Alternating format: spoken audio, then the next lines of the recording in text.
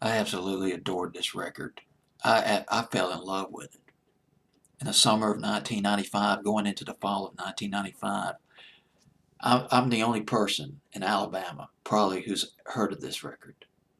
Nobody played it except for Hitline, Music's top 40 outlet. Hitline, top 40, but they were elected. They would play the top 40 stuff. And yet they'd throw in these new wave, these alternative acts like the one coming in at number 13 on my fancy playlist. A House, The Strong and the Silent. You know, I used to call Hitline. I said, man, who does this song? You played this fantastic song at 25 till 6 Friday night, last Friday night, the 27th of whatever, of June or July. Who does that song? A House. A House, The Strong and the Silent. Great guitar strumming, and you got the bitter lyrics of David Koss, I believe that's how you pronounce his name. Never heard of him before or since, but this one scintillating record should have been a hit. At least an alternative hit, in the top 10 alternative. At least.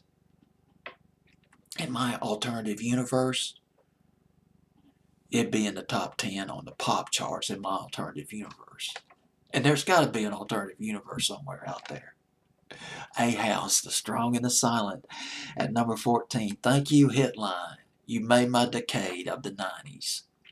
Let's go to this band, A House. They never had big commercial success, and I'll get into that in just a minute. Well, anyway, let's go to the beginning, just briefly. They formed in Dublin, this band did. They were led by David Koss, C-O-U-S. He wrote these bitter, these ironic lyrics. And they formed from an ashes of a band called Last Chance. Their first, they played the clubs in Dublin. They honed their skills.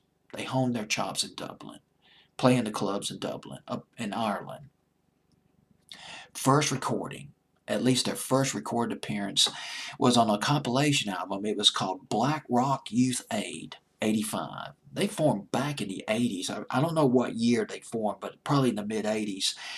And they signed a deal with Blanco Y Negro. Blanco Y Negro Records. I believe it was an indie label. Well, anyway, Blanco Y Negro Records, they put out a couple of singles. One of them did okay in Ireland, made top 30 in Ireland, but that's it. They got some notice by prominent, legendary British DJ John Peel, got some notice from him, and they got a deal. Well, they were dropped by Blanco Y Negro Records. They eventually dropped by that record label, but they were picked up by an indie record label in London that mainly specialized in Irish acts. It was called Setento. Setento. Eventually, Setento was their albums or their stuff was distributed by the distinguished Parlophone record label. First album. First album they put out in 1988. I guess this says it all about the sarcasm of David Koss on our big fat merry-go-round in 1988. And I want to go to their fourth album, though, called Wide Eye Ignorant. Their hit off the album was called Here Comes the Good Times, just barely made top 40 in England. Strong and the Silent, as far as I know, was not put out as a single in England. God, you people who've never heard this record, you missed out. You missed out on a fantastic record. I saw a YouTube comment.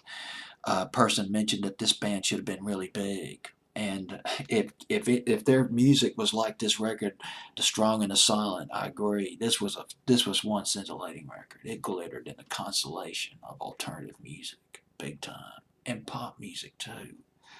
Let me read you a few of the lyrics of this record. For some reason, I found this song empowering because when you get into the chorus of this record, it's almost childlike. It's almost like you hear this children chorus in the background. Probably adults, but it had sort of a childlike flavor to it. But the lyrics were anything but childlike. Here's a lyric from the record. Now Johnny hates the fact he's bitter. He'll promise you he's got a heart of gold. But as you know, all that glitters, yes, you know, he's got the world upon his shoulder. Johnny cannot live with failure, and yet he won't get any further. But when he gets home, he's a monster, Oh, no, no, just when you think this couldn't happen to me. So watch out for the strong and the silent. It's a brilliant record.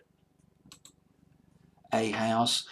Um, by the way, that album, that compilation album, Black Rock Youth Aid, that was made at a school in Ireland. It was called Newport School rather, in Ireland. They just didn't sell that well. They did their own thing, and they never took off. And I just read an account of their farewell concert. They did a farewell concert at the Olympia Theatre. I think it's Olympia Theatre in Dublin. The date was February 28, 1997, over 20 years ago. And it was packed. Their farewell concert was packed. Their family members were all there. Their fans were packing the house. And David Koss, the lead singer, he was moved. But he said, my goodness, if all these people who packed the theater had bought our records, we wouldn't be breaking up. That was the total irony. The irony must have been absolutely rich for the group. But they gave it their all. No sentiment, they just threw down. Gave it their all. Their farewell concert, A House. And this record helped make my 90s. It really did. It's a shame what happened to A House, but this record, it was killer. The Strong and the Silent. Number 13 on my fantasy playlist of October 1st, 1995. And once again, kudos to Hitline for moving on this record. Thank you.